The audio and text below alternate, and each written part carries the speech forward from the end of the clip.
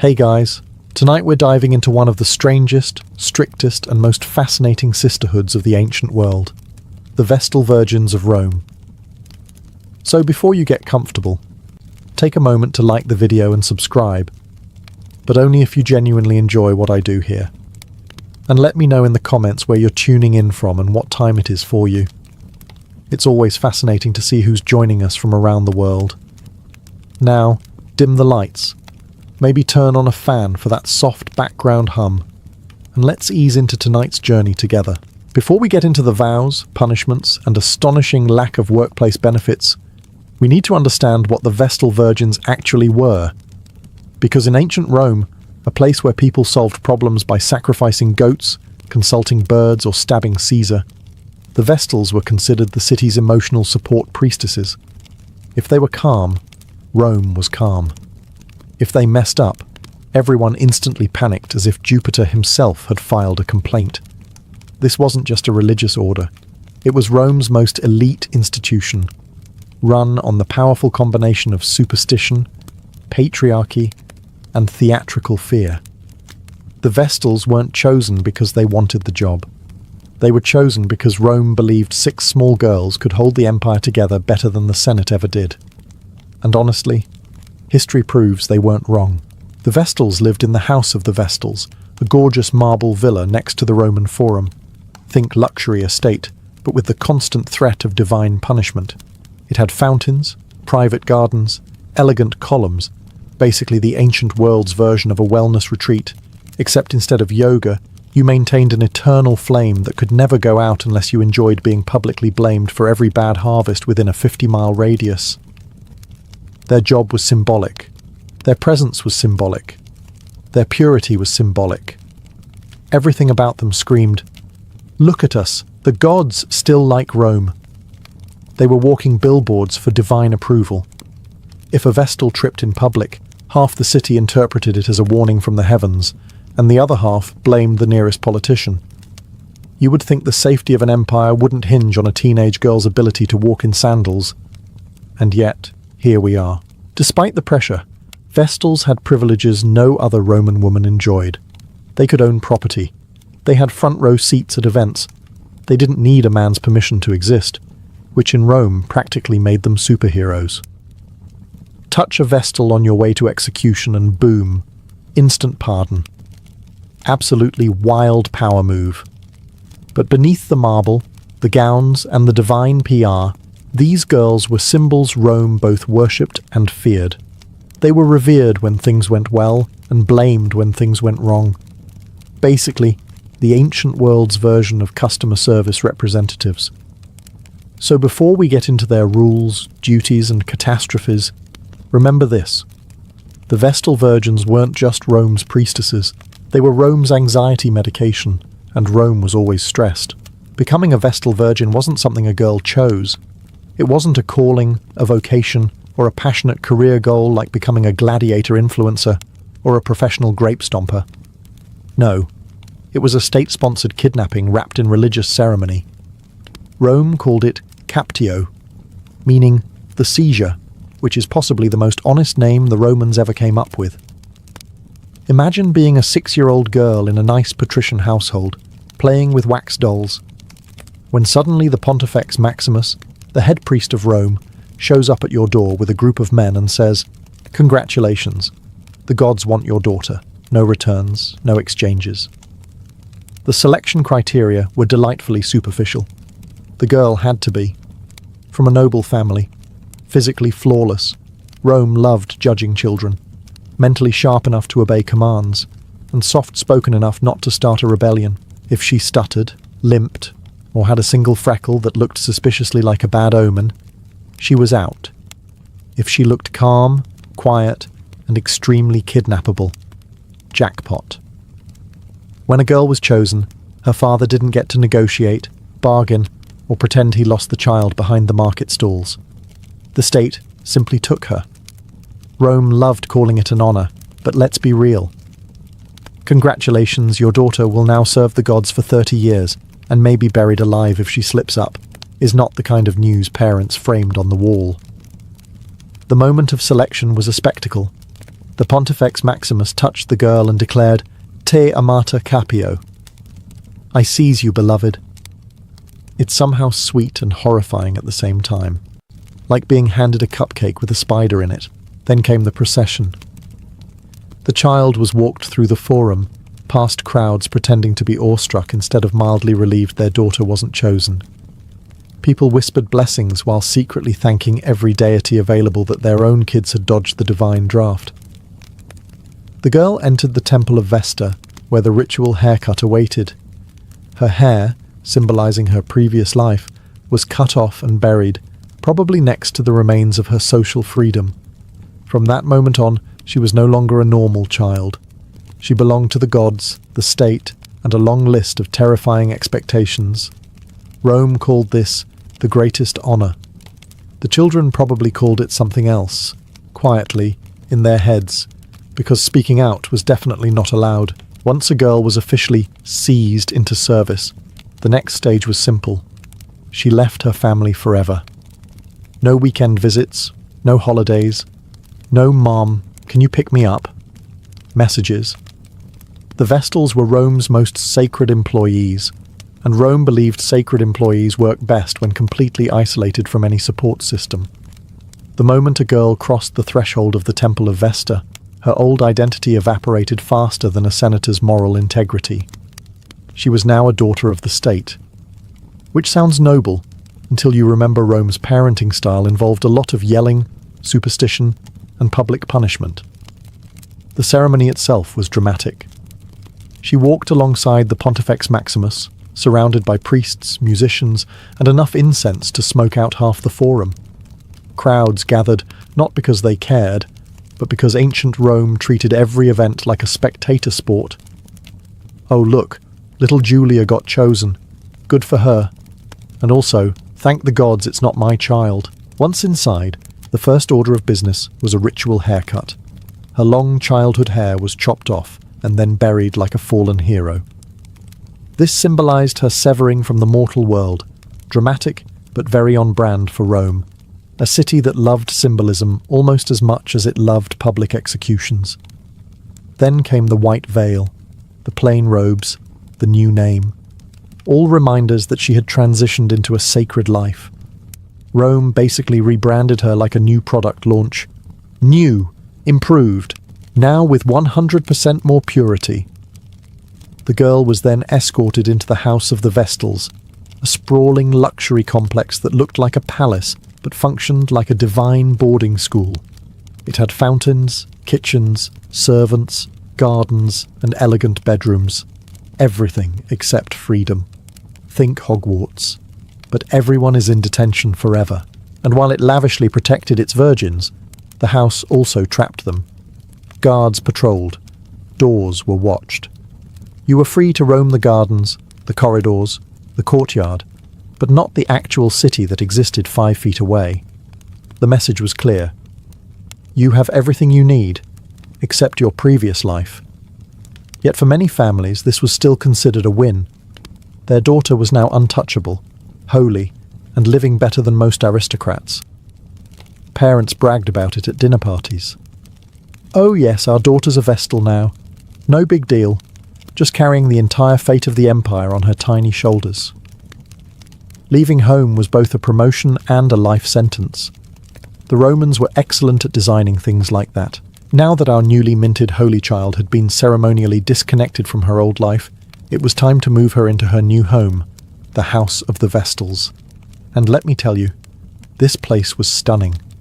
Marble floors, arched colonnades, sculpted fountains bubbling like a spa resort, flowering gardens, elegant statues, rooms big enough to hear your own anxiety echo. On paper, it was paradise. In reality, it was a 5-star gilded cage, run by priests who believed smiling too much could offend a goddess. Located right next to the Roman Forum, the house was perfectly positioned for maximum symbolism. The Vestals watched the heart of Rome, and Rome watched them back, constantly. Imagine living in a penthouse in Times Square, except your lease agreement is stay here or face divine punishment. Inside, the place was enormous. 3 stories of living quarters, cooking rooms, storage chambers, ceremonial spaces, and hallways so long they looked designed for dramatic pacing. The central courtyard held a beautiful pool and garden where Vestals could stroll gracefully while contemplating the weight of carrying Rome's destiny at age 8. Then again, even luxury loses its shine when you're not allowed to leave. Guards weren't standing at the doors, but the unspoken threat of breaking sacred rules was enough to make anyone behave. The Vestals technically had freedom inside, but stepping beyond the complex without permission. Not recommended unless you enjoyed disciplinary beatings administered with the kind of enthusiasm only ancient Romans could muster. Still, compared to the average Roman woman, who had the legal rights of a decorative vase, the Vestals lived like aristocrats. They ate the best food, wore fine garments, and had servants to assist them. Their rooms were clean, well-lit, and blessedly rat-free, a luxury Rome rarely provided. But the flip side. You lived with constant surveillance, divine expectations, and the knowledge that one mistake could cause mass panic, a mandatory purification ceremony, and several senators yelling about portents again. Every sound, every gesture, every late-night sigh echoed through a building that wasn't just a house, it was a symbol, a political tool, a religious monument, a place where childhood dreams went to be pressed into service like olives crushed for oil. In this marble palace, the Vestals would spend decades learning to walk, speak, breathe, and exist with the level of calm usually reserved for statues. House of luxury? Yes. House of freedom? Absolutely not. The House of the Vestals was the ancient world's most beautiful reminder that comfort does not equal freedom. Once a young Vestal settled into her marble-scented prison of luxury, it was time for her main duty. The task Rome took more seriously than elections, omens, or the structural integrity of their bridges, keeping the eternal flame burning. This wasn't just any flame. It wasn't a decorative torch or a cozy hearth fire. This was Vesta's sacred fire, the spiritual Wi-Fi connection of ancient Rome. If it stayed lit, Rome prospered. If it went out, Rome believed chaos would erupt instantly. Crops failing, armies losing, politicians making even worse decisions than usual. Basically, all the things Rome blamed on the gods when they didn't want to blame themselves. For the Vestals, this meant one simple rule: do not let the fire die ever. They tended it day and night in shifts, like tiny divine firefighters who were also expected to be spotless, silent, and serene. Imagine the pressure. You're 8 years old, your sandals are too big, you're homesick, and you're responsible for preventing the fall of the Roman Empire. Meanwhile, your average adult Roman man couldn't even prevent the fall of his own toga. To maintain the flame, Vestals collected firewood, cleaned the hearth, and performed ritual offerings each day. They used sacred tools, sacred procedures, and probably sacred patience, considering they weren't allowed to roll their eyes even once. The whole process had to be done with reverence and grace, no rushing, no complaining, and definitely no puffing out the flame accidentally. And if the flame did go out, that was a catastrophe of divine proportions. The Vestal responsible would be whipped, gently, for religious reasons, according to the priests, though we all know Rome and gentle rarely occupied the same sentence. The city would perform emergency purification rituals, sacrificing animals, chanting prayers, and loudly wondering which god they'd offended this time. But here's the twist. The fire going out wasn't always the Vestal's fault. Sometimes storms blew through, sometimes wind caught the smoke wrong, sometimes the gods were just feeling dramatic. But Rome never blamed the gods. Oh no, Rome blamed the teenage girl with a broom and a job description longer than most senators' resumes. Still, despite the impossible stakes, the Vestals kept that flame alive for over 1,000 years. Through wars, plagues, coups, and whatever weirdness Caligula was doing that day, the flame endured, because 6 terrified priestesses were very, very motivated not to disappoint a goddess with a track record of fiery vengeance. Before a Vestal Virgin was trusted anywhere near the sacred flame, she had to survive 10 full years of training. a decade-long crash course in ritual precision, public perfection, and the fine art of not accidentally offending a goddess who could smite entire cities over missing grain offerings. These first 10 years were essentially priestess boot camp, except instead of push-ups and obstacle courses, the girls learned how to fold their robes correctly, memorize hundreds of ritual instructions, and stand still for long periods without scratching their nose. This might sound easy, but consider Roman religion. Everything had symbolism, everything had meaning, and everything had the potential to go disastrously wrong if you stepped 2 inches to the left. The curriculum included memorizing sacred chants without mispronouncing a single syllable, learning purification rituals that involved water, fire, smoke, grain, or occasionally all of them at once, understanding omens, because no one wants to misinterpret a crow landing on the wrong side of a statue, maintaining the sacred implements like brooms, knives, ladles, and whatever else the gods allegedly needed, how to keep your face neutral even when a senator starts ranting about comets again. Oh, and they also had to learn to read and write, a big deal, since Roman girls typically didn't get a formal education. While other girls were being married off or practicing spindle work, the Vestals were studying law, ritual text, and the kind of philosophical questions that only emerge when someone forces you to sit silently for hours next to a holy fire. They weren't isolated, though. Senior Vestals acted as teachers, mentors, and slightly terrifying role models. Imagine a strict nun crossed with a political advisor, crossed with someone who's been keeping a flame alive for 27 years on 4 hours of sleep. These women took their job seriously because they understood what was at stake. The pride of Rome, the wrath of Vesta, and of course, the possibility of being held responsible for disasters entirely outside their pay grade. Training was strict. Mistakes were corrected instantly. And if a girl showed too much giggling, too much daydreaming, or too much interest in literally anything outside the temple, she was gently reminded, through lectures, rituals, and the occasional ominous silence, that she was now living a sacred life trademark. And sacred lives do not include hobbies. By the end of the 10-year training, the girls weren't just prepared. They were conditioned, polished into the perfect blend of calm, precision, and existential fear. Ready or not, they were about to enter the next decade, full Vestal duty, where mistakes carried consequences, and success meant no one noticed you existed. After 10 long years of training, memorizing rituals, mastering sacred silence, and resisting every urge to roll their eyes at omens, a Vestal Virgin finally entered her second decade, the 10 years of full, official service. This was the era where everything counted. No more, "I'm new here."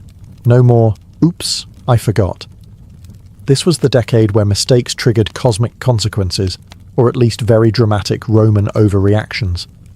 As full Vestals, these women didn't just tend the sacred flame. They became the spiritual multi-tool of ancient Rome. Their daily duties were endless, precise, and mildly exhausting. Feeding the eternal flame, the main event. They gathered the purest firewood, prepared ritual offerings, and tended Vesta's flame with the seriousness of someone defusing a bomb. One wrong move, and the entire city turned into a panicked Reddit thread. "Flame went out, Emma!" Ritual purification. Vestals prepared holy water, incense, salted flour, and other magical ingredients to keep Rome spiritually disinfected.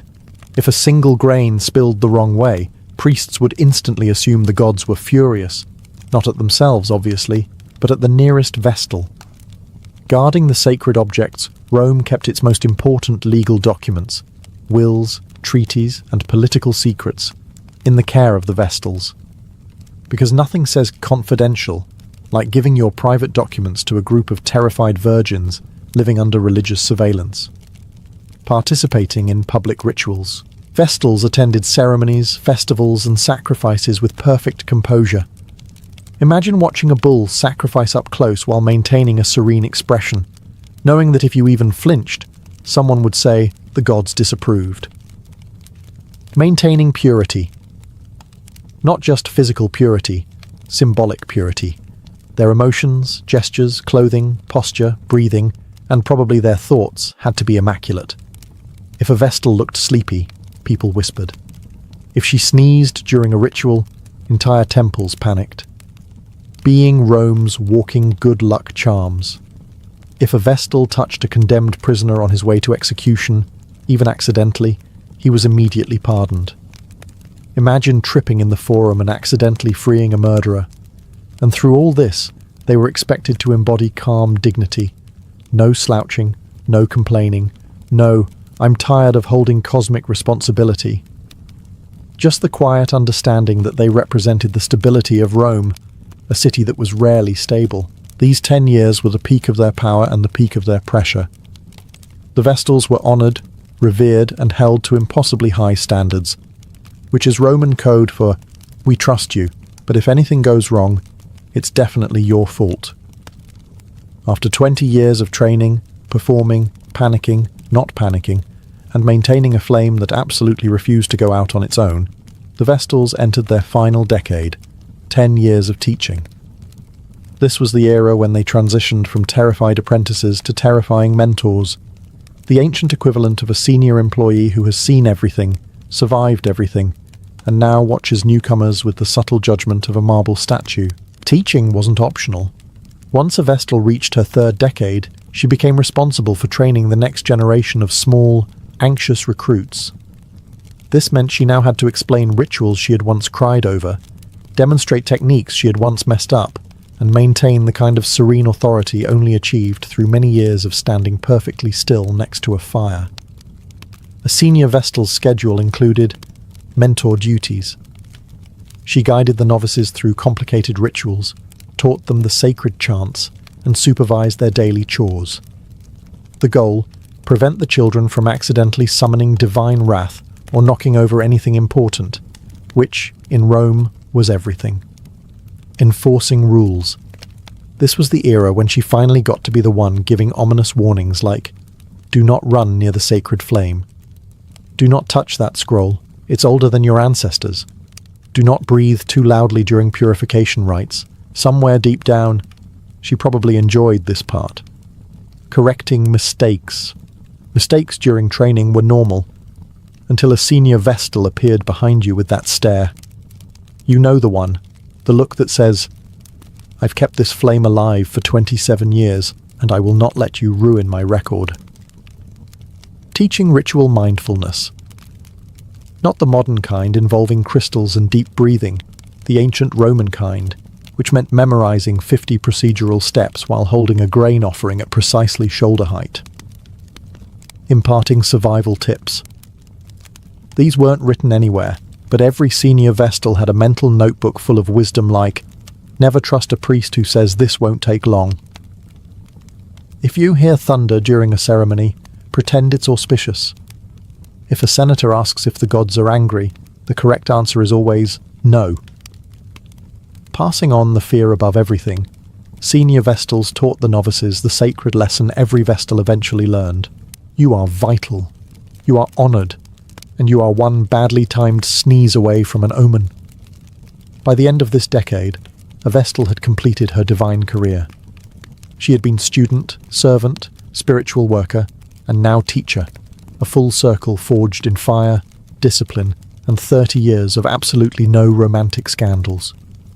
For all the pressure, fear, and flame-tending terror, the Vestal Virgins enjoyed privileges that made the rest of Rome's women look like background characters in their own lives. Rome loved to say it honoured the Vestals, and for once the empire wasn't exaggerating. These priestesses lived better than most senators, and considerably better than the average Roman man who struggled daily with public baths, bad wine, and toga malfunctions. The power of the Vestals began the moment they stepped into the public eye. They moved through the streets with a dignity that even the highest magistrates respected. Ordinary women had to be accompanied by fathers, husbands, or whichever male relative hadn't wandered off yet. Vestals? They walked independently. In a society where women were legally closer to household furniture than citizens, the Vestals were practically superheroes. They were granted front row seats at games, an honour usually reserved for Rome's elite men. When a Vestal took her seat at the Colosseum or circus, crowds automatically quieted just a bit, because if a Vestal was present, the gods were watching too.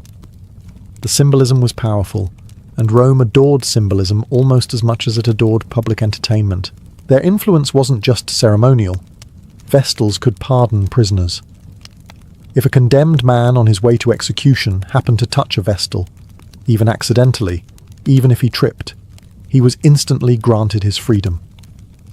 Imagine having the power to save a life simply by existing in the wrong place at the right time. That's the kind of divine authority politicians could only dream of. They also enjoyed financial freedom. Vestals could own property, write wills, and manage their own wealth. While other women needed legal guardians for transactions as simple as buying a cup of wine, Vestals were signing contracts and acquiring estates like seasoned professionals. Rome treated them like legal adults while treating everyone else like confused toddlers. Even the law bowed to them. A Vestal's testimony in court carried extraordinary weight, not because she was infallible, but because Rome assumed the goddess Vesta herself guided her honesty. No pressure, of course, just the expectation that your every word echoed divine truth. Yet all this power came with an unmistakable edge. The Vestals were honoured because they were essential, and they were essential because Rome believed catastrophe lurked behind every corner. A Vestal's privilege was balanced by the knowledge that she was always one misinterpreted expression away from becoming an omen. They were revered, they were feared, and perhaps most importantly, they were watched. By the city, by the priests, and supposedly by Vesta herself. If there was one rule Rome cared about more than the sacred flame, it was the Vestal's chastity. The Romans treated this vow with the kind of seriousness normally reserved for declarations of war, or calculating the omens of a slightly confused chicken. A Vestal Virgin had to remain utterly, impeccably, profoundly pure for 30 years. Not because Rome cared about her personal morality, but because it believed her chastity was directly linked to the stability of the entire empire. Rome, unsurprisingly, never explained how one woman's love life could topple a civilization of 1 million people. But logic rarely slowed down Roman religion. The theory was simple. Vesta was the goddess of hearth, home, and the sacred flame. Her priestesses embodied her purity. If a Vestal broke her vow, that purity cracked, and Rome's metaphorical household collapsed. The city acted as if the Vestals were holding a cosmic Jenga tower together with sheer willpower and chastity alone. The expectations were merciless. Vestals were surrounded by guards, by rules, and by the ever-present suspicion that somewhere out there, a god was watching them with divine binoculars. They could walk freely in the city, yes, but freedom isn't freedom if people are scanning your face to detect even the faintest hint of romantic scandal. A Vestal could trip on the street, and half the forum would whisper, "She's in love," followed by immediate Senate discussions on possible omens. Roman men, of course, faced no equivalent vow. A senator could have 3 wives, 12 mistresses, and a suspicious number of household attendants, and nobody batted an eye. But if a Vestal so much as made meaningful eye contact with someone during a festival, the priests began sharpening their shovels. It was a double standard so blatant even ancient historians rolled their eyes. Maintaining chastity wasn't just about avoiding physical relationships. Vestals had to avoid situations that might look suspicious. A private conversation? Dangerous. A smile lasting half a second too long? Concerning. Standing too close to a handsome equestrian? Treasonous. The Vestals weren't just celibate. They were living symbols of purity, expected to float through life like divine statues who occasionally performed fire maintenance. And the worst part? There was no second chance. One accusation, founded or not, could destroy a career, a reputation, and quite literally, a life. Rome held the Vestals on a pedestal so high that the only direction left to fall was catastrophic. This was the paradox of being a Vestal Virgin. Absolute honour balanced on the edge of absolute ruin. If a Vestal Virgin broke her vow of chastity, Rome didn't treat it as a private matter, a personal mistake, or even a scandal. No, it became a full-blown cosmic crisis. Romans believed that the purity of a Vestal wasn't just symbolic, it was the city's spiritual life support system. So if a Vestal's vow shattered, the solution had to be equally dramatic. And because Rome never did anything halfway, they invented one of the most theatrical punishments in ancient history: burying her alive. Yes, alive. Because apparently, the Romans took the phrase overreaction as divine instruction. But there was a twist. Rome prided itself on being civilized, which meant they could not legally execute a Vestal. She was, after all, a sacred woman belonging to the goddess Vesta. So they created a loophole so large and so morally questionable that even a Roman lawyer would squint at it. They placed the Vestal in an underground chamber, furnished with a bed, a lamp, water, and a small amount of food, and sealed her in. Technically, they weren't killing her. They were simply placing her somewhere she would eventually die on her own. Rome, always finding creative ways to justify its drama. The ritual began with a public trial. The accused Vestal stood before the Pontifex Maximus, usually trembling beneath layers of symbolic purity and sheer terror. The priests asked her a series of questions, not so much to seek truth, but to check a box on the ritual checklist. After all, once Rome smelled scandal, facts became optional. The accused Vestal could proclaim innocence until her voice broke, but Rome, in its superstitious frenzy, rarely cared. A bad harvest, a solar eclipse, or an unfortunate pigeon omen could doom her as easily as actual guilt. The procession to the execution site was a grim parade. The Vestal was placed in a closed litter so no one could see her, and no one could risk accidentally touching her. Heaven forbid a doomed priestess accidentally pardoned a criminal on the way to her grave. The people watched in silence because nothing warns a society to behave quite like watching its spiritual icons punished with geological enthusiasm. Meanwhile, the man involved, assuming he existed, was whipped to death in the Forum, a sentence Rome performed with disturbingly casual efficiency. In the end, the burial alive ritual revealed everything about Rome's relationship with the Vestals. They were essential, revered, and terrifyingly disposable the moment a superstition turned against them. If you think modern politics thrives on scandal, ancient Rome would like to raise you one Vestal Virgin. Nothing electrified the city quite like whispers that a Vestal had broken her vow. It didn't matter whether it was true, partly true, or invented by a senator having a slow news week. The mere hint of impropriety sent Rome spiralling into moral panic faster than you can say auspicious omens. The Vestals, unfortunately, lived in the most politically weaponizable position imaginable. They were at the intersection of religion, superstition, and public paranoia, a perfect storm for accusations. A Vestal didn't need to actually do anything wrong. She just needed to look slightly stressed during a ritual, or sneeze at the wrong moment, and half the Senate would interpret it as divine displeasure. The other half used it as an opportunity to ruin someone's career. Politicians loved Vestal scandals. They were the Swiss army knife of political tools, useful for distracting the public, eliminating rivals, or convincing everyone that Jupiter hated your opponents more than he hated you. If a powerful man wanted to bring down an enemy, accusing that enemy of seducing a Vestal was the ancient version of dropping a nuke. After all, who could argue with the gods? The public played along with shocking enthusiasm. Romans adored drama. If a Vestal was suspected of wrongdoing, crowds filled the Forum, whispering interpretations and inventing symptoms of divine anger. A slightly crooked lightning bolt? A bad harvest? A crow sitting on the wrong temple roof? Clearly the universe was sending hints, and clearly those hints pointed directly at the Vestal in question.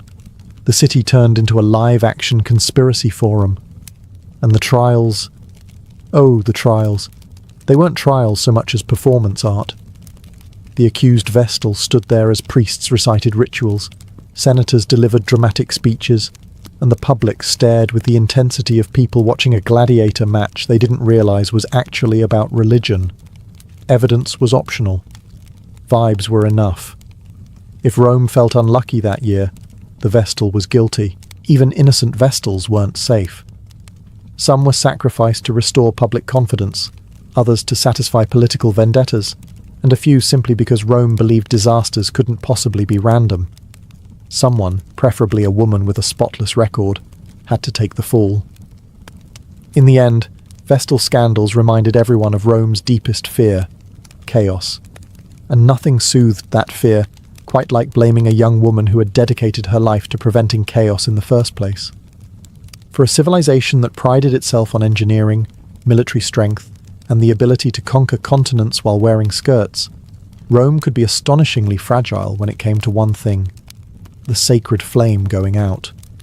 You would think a city with aqueducts, concrete, and a whole military-industrial complex would handle a simple fire mishap calmly. Absolutely not.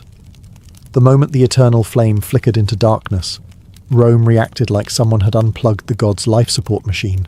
When the flame went out, and yes, it did happen, more often than the priests wanted to admit, the city plunged into instant spiritual crisis mode. People in the forum gasped dramatically, priests scrambled like chickens fleeing a thunderstorm, and senators immediately blamed foreign influence, political rivals, or the ominous shape of last night's clouds. Because in Rome, everything had meaning, even accidents.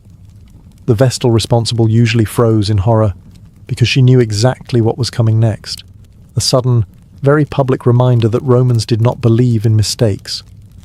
Everyone had a theory about why the flame failed. Some blamed divine anger. Some blamed poor ritual execution. Some blamed the girl's posture, breathing, or aura.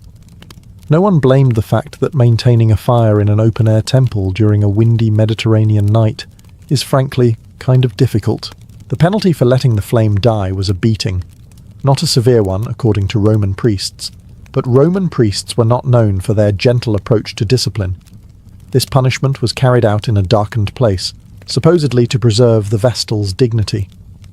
Of course, being whipped in a small dark room was hardly dignified, but at least Rome liked to pretend. Meanwhile, the rest of the city performed massive purification rituals to reboot the spiritual system. Animals were sacrificed, prayers were chanted, incense burned until half the forum smelled like a divine barbecue, and a new fire was lit using the purest means available, often sunlight focused through a magnifying glass-like device. Apparently the gods preferred solar energy. The whole ordeal was not just a religious emergency, it was a political performance. Rome needed to show the gods, and itself, that it was still in control. A relit flame meant hope. A punished Vestal meant accountability. A completed ritual meant stability had somehow been restored. But beneath the drama, everyone understood the truth. The Vestals were human. The flame was fickle. And Rome, for all its grandeur, could be undone by something as simple as a gust of wind. After 30 years of serving the gods, tending an anxiety-inducing flame, performing rituals with flawless precision, and living under the perpetual threat of burial, the Vestal Virgins reached a milestone that must have felt like divine salvation: retirement. The moment a Vestal completed her 3-decade service, she was finally free to rejoin the mortal world. A world she hadn't lived in since childhood, and was probably half convinced no longer existed. Retirement transformed a Vestal into something rare in Rome. A woman with complete legal independence. She could own property, make contracts, manage finances, buy land, sell land, sue people, and, most shockingly, live without a male guardian overseeing her every move. In a society where even wealthy matrons needed permission to sneeze in the general direction of a marketplace, former Vestals were walking anomalies of freedom. Many Romans sought retired Vestals for marriage, believing their purity and divine connection brought good fortune. After all, what better way to bless your household than marrying someone who had spent 30 years staring into a holy fire while maintaining perfect posture? Wealthy men lined up, hoping to secure a wife who symbolized cosmic approval, stable luck, and a reduced likelihood of household curses. But here's the twist. Most retired Vestals didn't marry. After decades of complete autonomy and spiritual authority, the idea of suddenly reporting to a husband must have sounded about as appealing as returning to the burial chamber they had narrowly avoided. Imagine being free after 30 years, and then immediately forfeiting your independence because Publius wants someone to manage his villa. No thanks. Those who did marry sometimes struggled to adjust. Life outside the house of the Vestals was noisy, unpredictable, and full of people who didn't understand basic ritual etiquette. Ordinary citizens made mistakes constantly, touching sacred objects incorrectly, ignoring omens, failing to maintain pure thoughts during festivals. A former Vestal might witness one household mishap and nearly perform a purification ceremony on instinct. Still, retirement had its joys. A former Vestal could walk the city without being watched like a divine barometer. She could enjoy festivals without worrying that her smile was being analysed for cosmic meaning. She could go to the market and buy a piece of fruit without considering its ritual symbolism. In short, she could live like a person, not a myth. Yet the public never fully let go of the aura surrounding retired Vestals. People still whispered blessings when they passed. Children stared in awe. Some citizens believed that even in retirement, a Vestal carried a spark of the sacred flame within her, and maybe she did. But now, at last, it was hers. For nearly 1,000 years, the Vestal Virgins stood at the centre of Rome's spiritual identity. Through civil wars, assassinations, plagues, imperial scandals, and emperors who really should have been supervised, the Vestals kept the flame burning. They were the quiet constant in a city that never stopped yelling. But everything in Rome, even the most sacred traditions, eventually collided with history's favourite hobby: change. By the late 4th century CE, the Roman Empire was shifting dramatically. Christianity was rising with the enthusiasm of a new startup backed by divine venture capital, and traditional Roman religion was steadily losing government funding. Old gods were out, new doctrines were in, and suddenly people looked at the eternal flame and said, "Do we actually need this?" A dangerous question in any era, but especially in Rome, where people once sacrificed animals because Mercury was having an off day. Then came Emperor Theodosius I, a man whose life mission seemed to be deleting Rome's pagan past like outdated files on a dusty divine computer.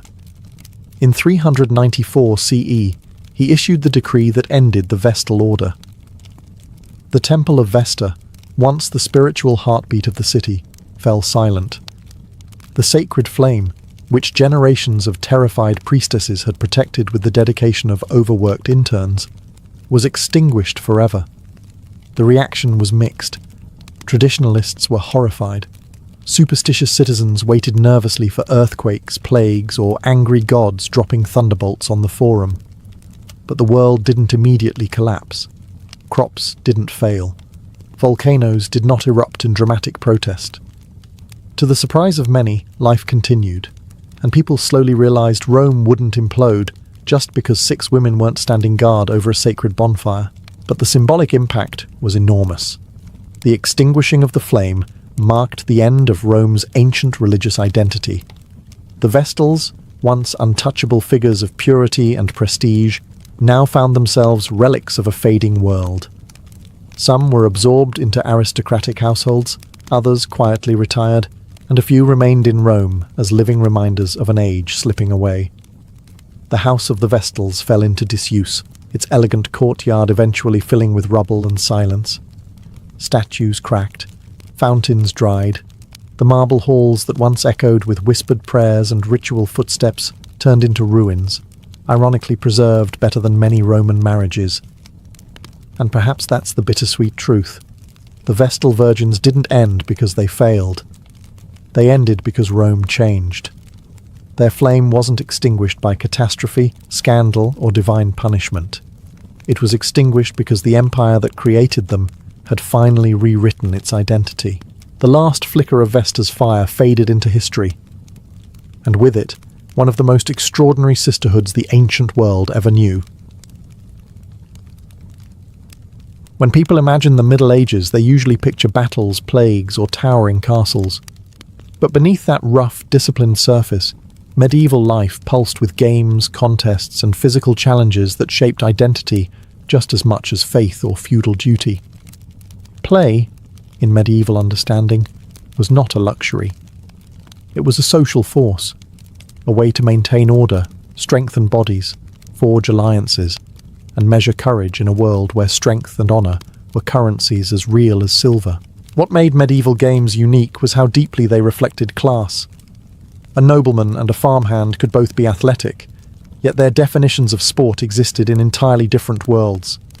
For peasants, daily labour already demanded physical power. Farming, chopping wood, hauling water, and tending animals forged natural endurance. So when peasants gathered for play, they favoured rough, community-centred activities, wrestling in fields after the harvest, chasing each other in games that resembled tag, or kicking a crude leather ball around the village green. Their games were spontaneous, loud, and often chaotic, a welcome escape from work that rarely ended before sunset. Nobles, on the other hand, practiced sports that doubled as preparation for war.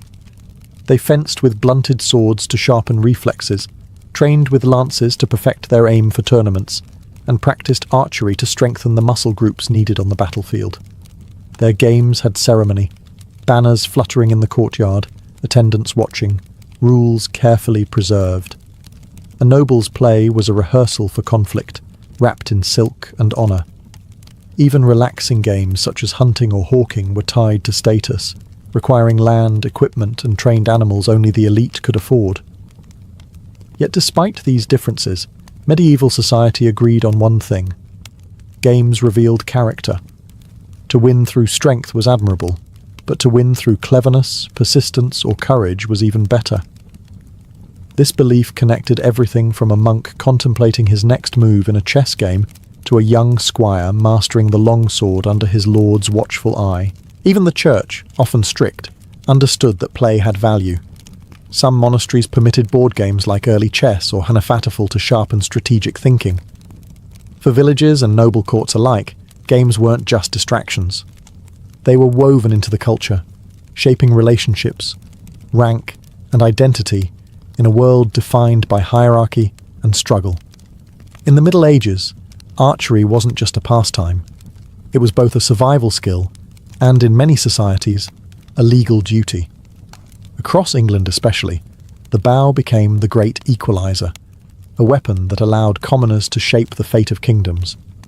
Because of this, archery soon transformed into the most serious game of the lower and middle classes, blending sport, military training, and national identity. For peasants, archery meant food and protection. A skilled archer could bring home rabbits, birds, or even small deer, giving their family a priceless edge during harsh seasons. But archery was also a defence against danger, raiders, wolves, rival lords. The bow was affordable, and more importantly, it could be learned without noble lineage. This accessibility made it deeply woven into rural culture. On Sundays or feast days, villagers gathered in open fields to test their aim, wagering drinks, bread, or bragging rights. These competitions were lively, filled with laughter, teasing, and the clack of arrows hitting wooden targets. For kings, however, archery was a strategic necessity. English monarchs famously required all able-bodied men to practice on weekends and holidays.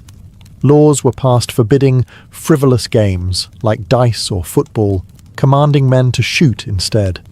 Monarchs knew that an army of trained archers, even poor ones, could decide battles. And they were right.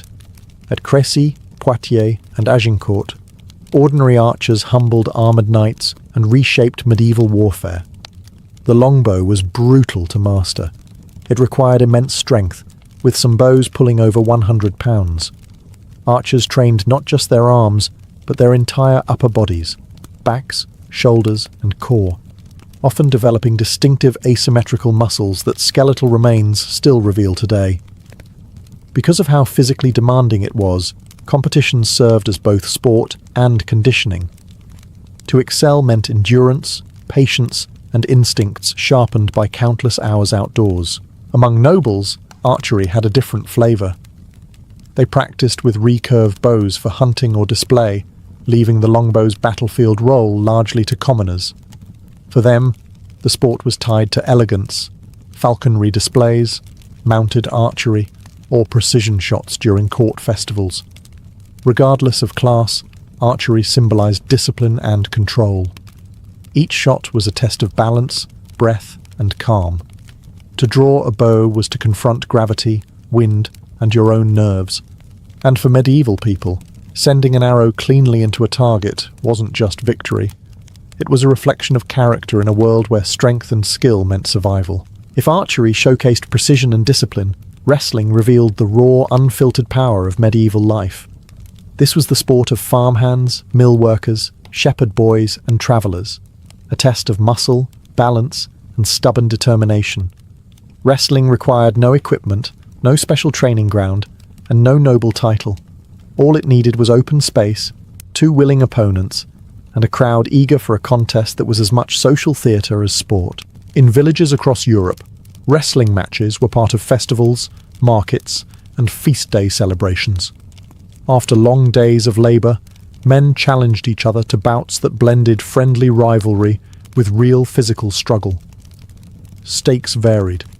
A jug of ale, a loaf of bread, a kiss from the girl handing out ribbons, or simply the honour of being the strong one in the village.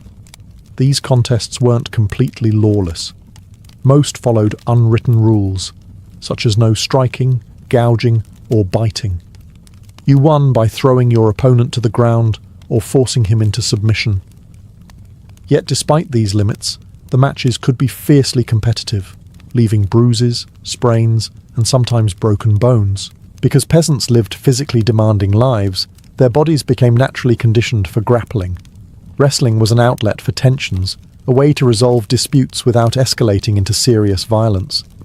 A man insulted at the tavern might say, "Come outside, not to duel with knives, but to settle things with a clean throw in the dirt." Winning brought status. Losing meant laughter, teasing, and often a round of drinks you were expected to buy. The upper classes had their own styles of wrestling as well, though more structured and ceremonial. Knights practiced grappling as part of their military training, learning to throw opponents while wearing armour, or to wrestle effectively when dismounted in battle. Manuals from the German School of Combat even laid out specific holds, locks, and manoeuvres designed for armoured wrestling. A reminder that beneath the elegance of chivalry, medieval warfare could become brutally intimate. Across Europe, regional styles emerged. Cornish wrestling with its distinctive jackets, Breton wrestling with sweeping throws, and Scandinavian forms rooted in Viking tradition. These variations reflected local culture, but the heart of the sport remained the same. 2 people proving their strength and courage through sheer physicality. In a world without gyms, wrestling was the medieval equivalent of weightlifting, martial arts, and social entertainment rolled into one. It revealed character, forged friendships, and sometimes settled grudges, a simple sport carrying the complicated emotions of medieval daily life. If wrestling was raw strength and archery was discipline, medieval football was pure chaos wrapped in tradition. This was the sport that belonged entirely to the common people, loud, muddy, joyful, and sometimes outright dangerous. Forget the rules, uniforms, and referees you might imagine today.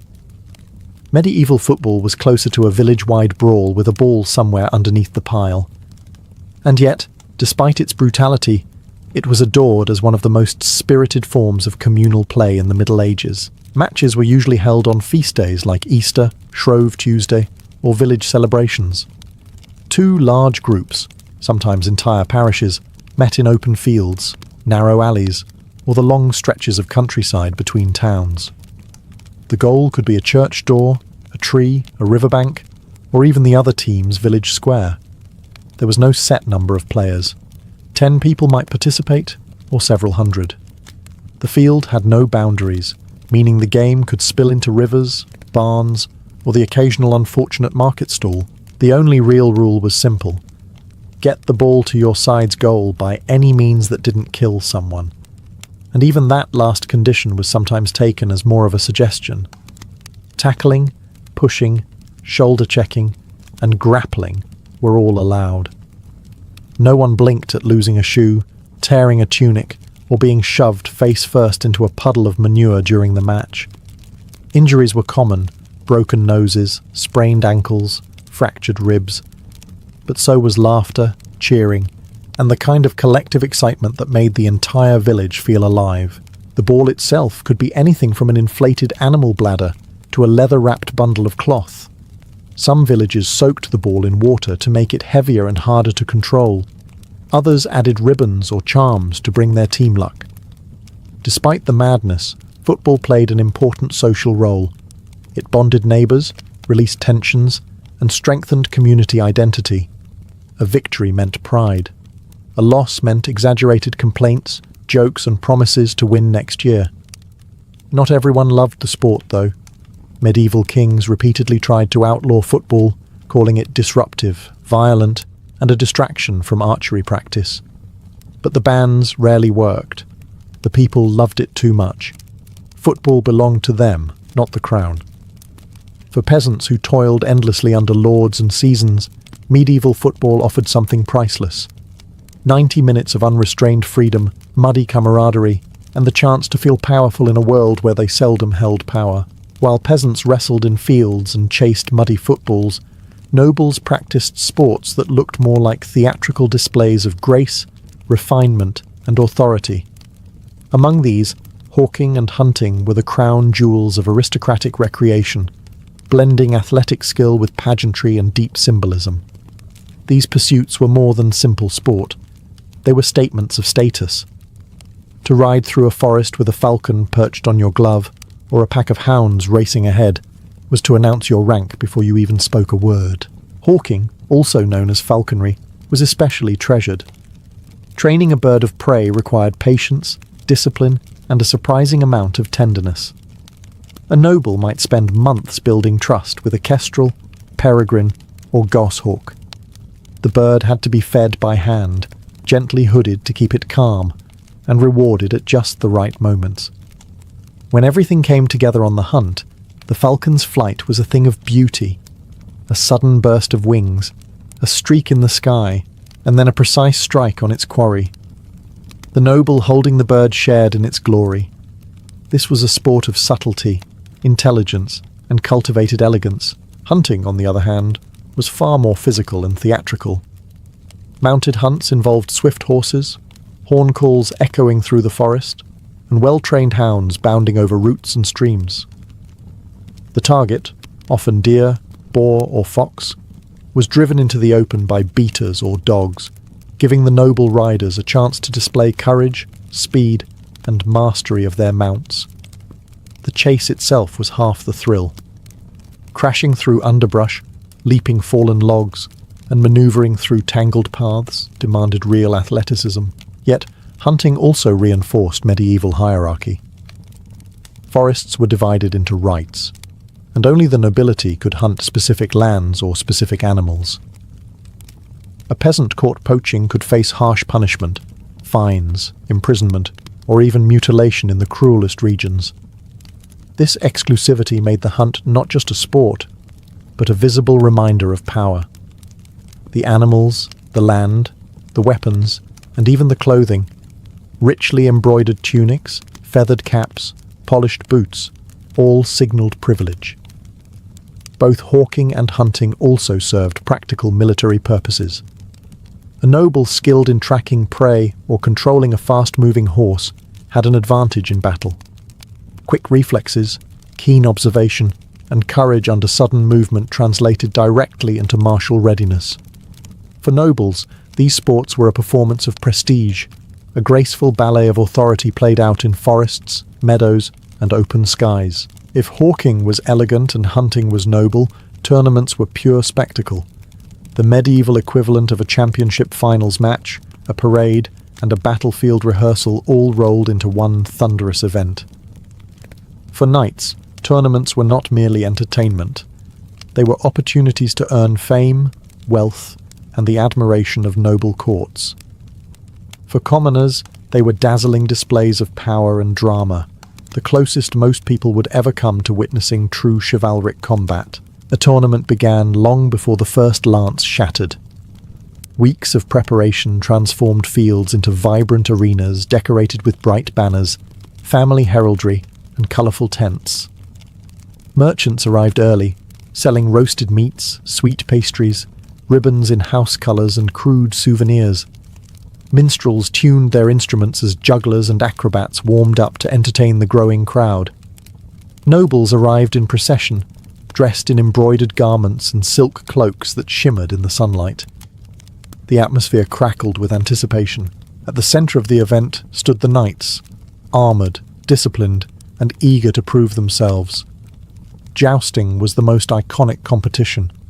Two mounted knights charged at each other with wooden lances, attempting to strike cleanly against a shield or unhorse their opponent entirely. When done correctly, the impact echoed like a crack of thunder. Splintered wood flew, horses reared, and the crowd erupted. It was controlled violence governed by strict rules, yet every pass demanded courage. One mistake, one slip, could break bones or end a career. Beyond the joust, tournaments featured melee battles, chaotic but organised group fights that tested teamwork and close combat skill. Swords clashed, shields splintered, and knights grappled in swirling dust clouds.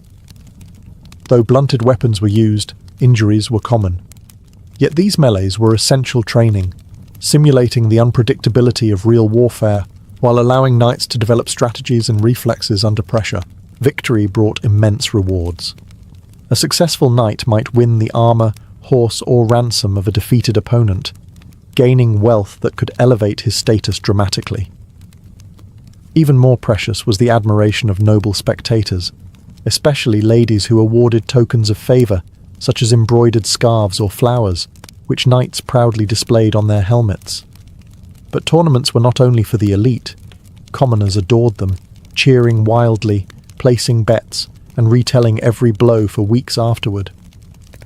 For one brilliant afternoon, the rigid medieval hierarchy loosened as everyone, peasant and noble alike, shared the thrill of spectacle. Tournaments combined athleticism, honour, and pageantry, making them the grandest celebration of medieval sport and martial skill.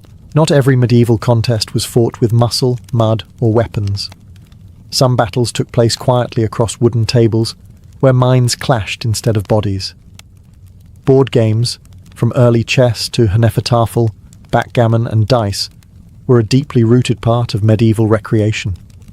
These games served as mental training, social bonding, and sometimes subtle political maneuvering, depending on who was playing. Chess, introduced to Europe through the Islamic world, quickly became the favourite of the nobility. Its ranks of pawns, knights, bishops, and queens mirrored the very structure of feudal society, making the game feel symbolic as well as strategic. To play chess well meant demonstrating intelligence, patience, and foresight, virtues admired in court life. A nobleman who mastered the board might impress lords and ladies with his wit just as much as through riding or fencing. In some courts, chess became a tool for diplomacy. Rivals tested one another's minds, and alliances strengthened over hours of quiet, thoughtful play. Monasteries also embraced board games, especially forms of Hnefatafel and early chess. Contrary to the stereotype of joyless discipline, monks enjoyed games that sharpened strategic thinking and provided mild relief from the rigours of cloistered life. Some abbots encouraged such games, believing they trained monks to resist temptation, plan spiritual study, and meditate with more focus. A monk contemplating a clever move wasn't so different from one contemplating a theological question. Both required clarity and discipline. Dice games, on the other hand, belonged mostly to taverns, inns, and back-alley gatherings. Peasants, merchants, and soldiers played them for small wagers, testing their luck with bone-carved cubes that clattered loudly across rough wooden tables. These games were fast, noisy, and addictive. They could turn friends into rivals in minutes, and they were famous for sparking arguments, laughter, and the occasional drunken brawl. Medieval authorities disliked dice gambling, viewing it as a distraction from work and moral duty, but no amount of scolding or fines ever stopped people from playing. Backgammon, known as tables, was another common pastime. It offered a balance of skill and chance, appealing to those who wanted competition without the unpredictability of dice alone. Soldiers played it between campaigns, Merchants played it while travelling, and nobles played it during quiet evenings in their halls. Board games were the medieval world's way of testing the mind, just as physical sports tested the body. Whether in a monastery cloister or a smoky tavern, the clack of pieces and the tension of strategy brought people together across social divides. While adults fenced, hunted, and wrestled, medieval children shaped their world through play that mixed imagination, imitation, and surprisingly practical skill building. Childhood in the Middle Ages was short. Many young people began working at 7 or 8, yet play still carved out a vital space in their daily lives. It taught coordination, courage, creativity, and social bonds long before they entered the demanding world of adult labour. Children played with what they had. Wealthier families provided carved wooden toys, miniature shields, cloth dolls, wooden horses, and small carts. Some noble children even practiced with toy swords made of padded leather, preparing for the roles they were expected to fill. A young boy destined for knighthood might spend hours pretending to defend a castle made of stacked firewood. A young girl from a noble household might reenact feasts or festivals with her dolls, learning etiquette and the gestures of courtly behaviour. Play for them was rehearsal for adulthood. Village children, meanwhile, relied on nature and resourcefulness. They crafted toys from sticks, mud, straw, and stones. A round bundle of rags became a ball. A scrap of cloth tied around a reed became a doll. A curved branch turned into a bow. Their games were energetic and spontaneous, running races along narrow paths, climbing trees, chasing one another through fields, and skipping stones across ponds. One popular game involved Blind Man's Buff, where a blindfolded child tried to catch others by sound alone, filling the air with laughter and playful shrieks. Children also played mock sports inspired by adults. Young boys practiced wrestling in soft dirt or tried to shoot blunt arrows at straw targets. Girls joined in too, especially in games of tag, hoop rolling, singing circles, and stone skipping. Contrary to many modern assumptions, medieval childhood wasn't completely divided by gender. In many rural communities, children played together freely before adult responsibilities separated them. Board games and storytelling were also major parts of childhood recreation. Simple dice games taught math and probability, while riddles and songs preserved local folklore. Children listened eagerly to travelling minstrels, then recreated the tales in their own small performances under trees or in barns. Even chores blended into play. Fetching water turned into a race. Minding geese became a game of pretending the flock was an army. Sweeping a yard became an excuse to draw patterns in the dust. Children's play, in all its forms, was a vital part of medieval life. A world where imagination thrived despite hardship, giving young people the skills, courage, and community they needed to enter adulthood. In the Middle Ages, games and sports were not isolated events. They blossomed most vibrantly during festivals and feast days, when entire communities briefly escaped the grind of daily life. These celebrations transformed villages, towns, and even castle courtyards into lively arenas where social classes mingled, rivalries flared, and the rhythms of work gave way to laughter, noise, and athletic display. Sport during festivals carried deeper meaning than entertainment alone. It reinforced identity, healed tensions, and reminded people they belonged to something greater than themselves. Festivals were tied to the agricultural and religious calendar. After the harvest, when barns were full and work slowed, villagers celebrated with days of feasting, music, and friendly competition. Football matches surged through fields. Wrestling pits were lined with cheering spectators, and archery contests offered proud farmers the chance to prove their skill before neighbours and visiting lords. Victors earned ribbons, bread, ale, or simply the honour of having their name associated with strength or precision for the rest of the year. For nobles, festivals offered opportunities to display wealth and generosity. Lords sponsored athletic contests, providing prizes such as cloaks, silver cups, or livestock. Their sponsorship wasn't purely charitable, it reinforced loyalty. A peasant who won a sheep or purse of coins from his lord felt proud, respected, and more connected to the feudal order. Meanwhile, Nobles demonstrated their own prowess through fencing bouts, riding displays, and ceremonial hunts, reminding everyone of the martial ideals that justified their status. Religious festivals blended spiritual devotion with communal joy. On feast days dedicated to saints, villages erupted into games that symbolized renewal and blessing. Tug-of-war contests represented the struggle between good and evil. Dances and singing circles expressed unity. Children's games filled the air with laughter. Even monks, usually strict in their routines, sometimes organized modest contests or board games to celebrate major holy days. Markets and trade fairs brought another layer of festivity. Merchants from distant regions arrived with foreign games, exotic trinkets, and travelling performers. Jugglers, tumblers, musicians, and mock fighters entertained crowds, blurring the line between sport and spectacle. These gatherings introduced new ideas and styles of play, expanding the medieval imagination beyond local traditions. At the heart of every festival was a simple truth. Sports were social glue. Whether through a friendly wrestling match, a competitive archery contest, or a muddy football game, medieval people reconnected with each other.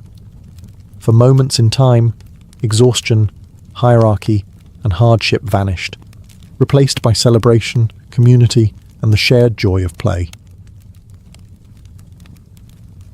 Babylon was a city of heat, dust, and restless ambition, the perfect stage for a king who had spent his entire life chasing the horizon.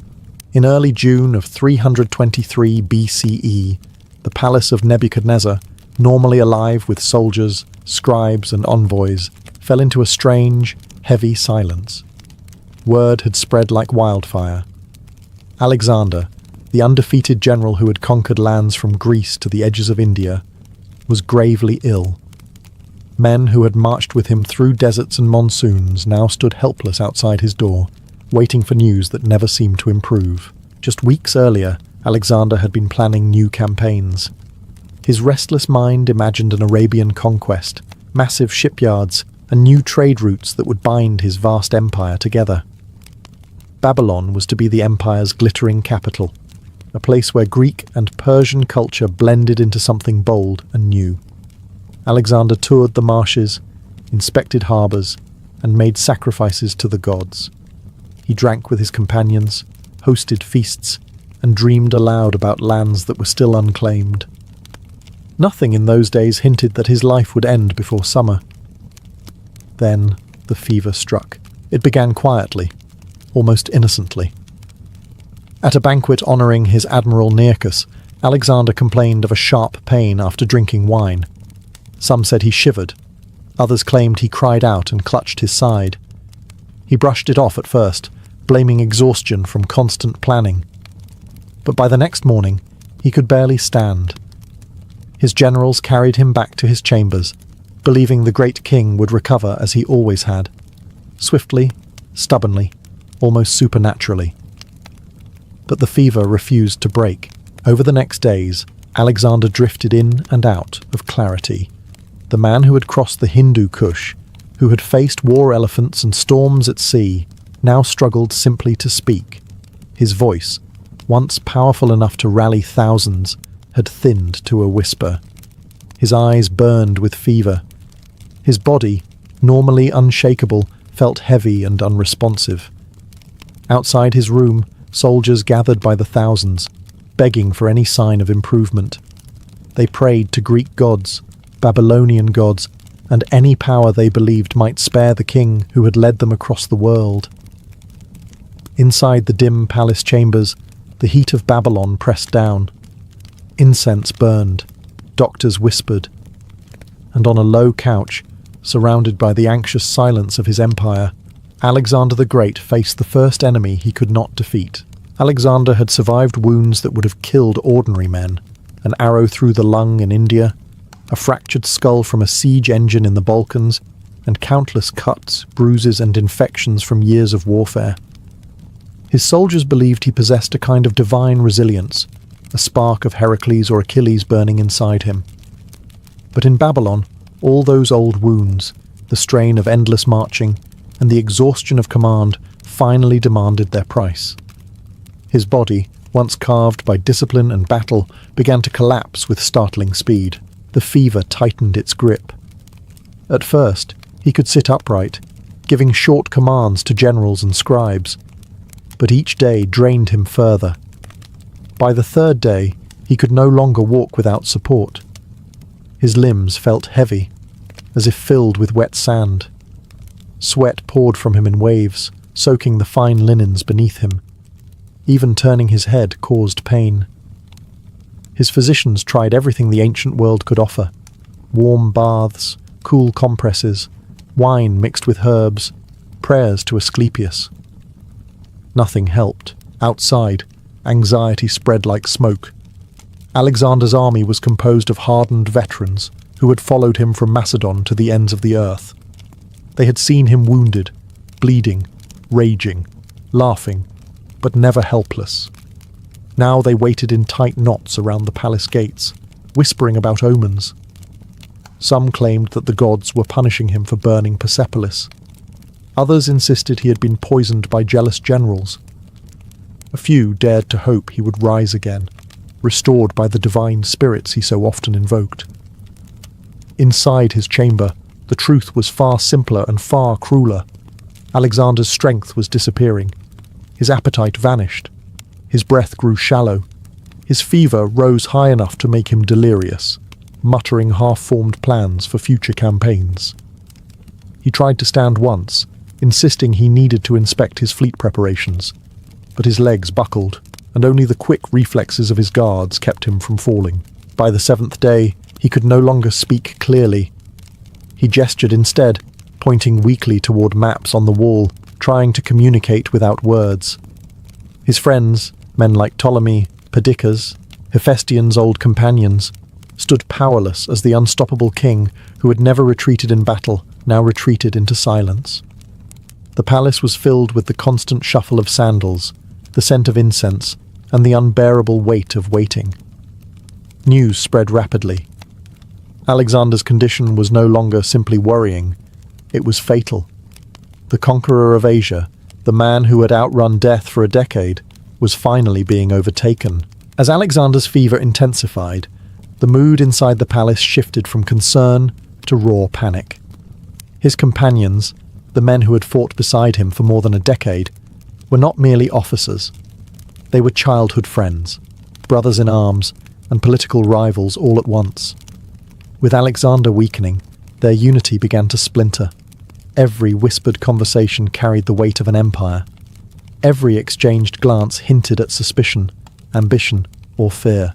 Perdiccas, the royal bodyguard and one of Alexander's most trusted commanders, positioned himself as guardian of the king's chambers.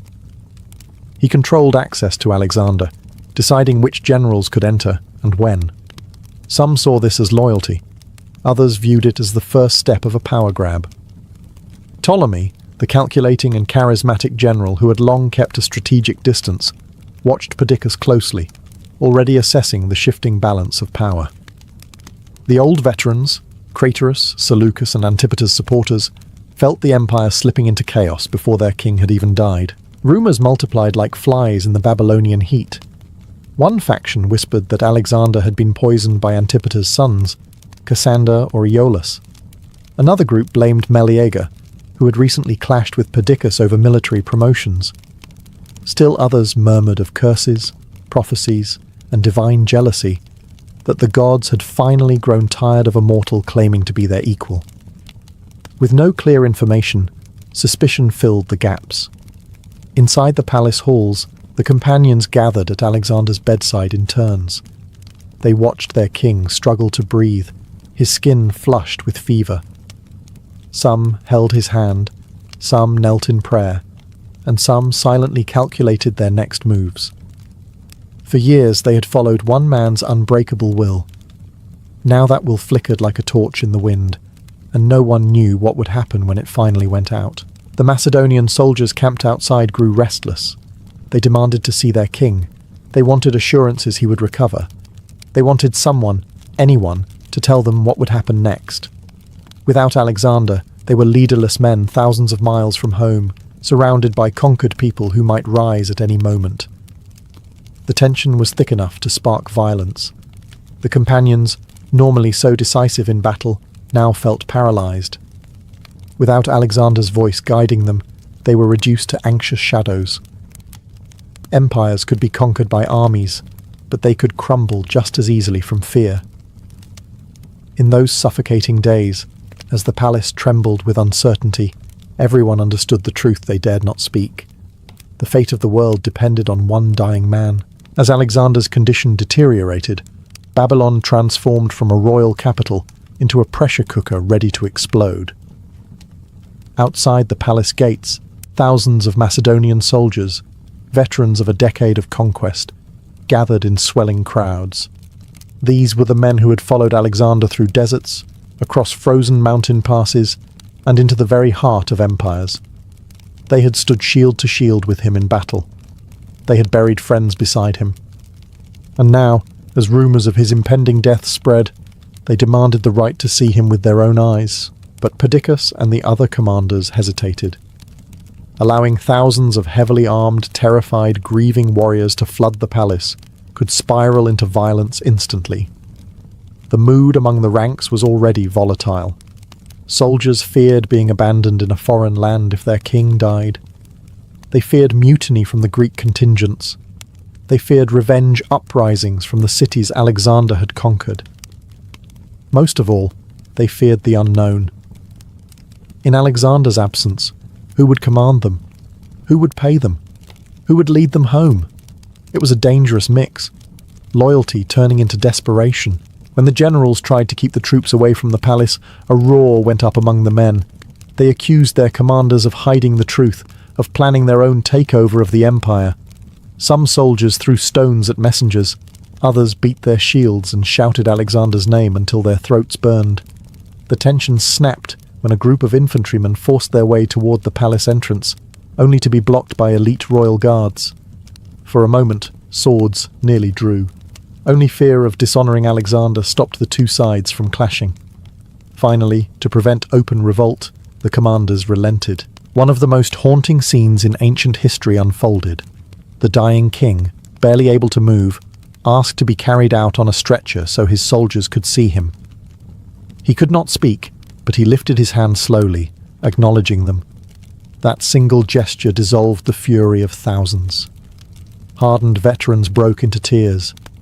Some begged him to recover, others whispered prayers as he passed. They understood what his silent presence meant. Their king was dying, but he had not abandoned them. Even in agony, he honoured them with his final strength. That moment calmed the troops, but it did not solve the deeper crisis. The soldiers returned to their camps with grief instead of rage, but they also returned with the terrifying knowledge that Alexander, the glue holding their vast empire together, would not survive the week. And without him, the world they had built through blood and fire was about to fracture. By the 10th day of fever, Alexander was barely conscious. The palace was filled with the scent of incense, whispered prayers, and the steady footsteps of anxious attendants. His generals crowded the chamber, faces drawn with fear and exhaustion. They needed one thing above all: a successor. The empire stretched from Greece to India. Without a clear heir, chaos was not just possible, it was inevitable.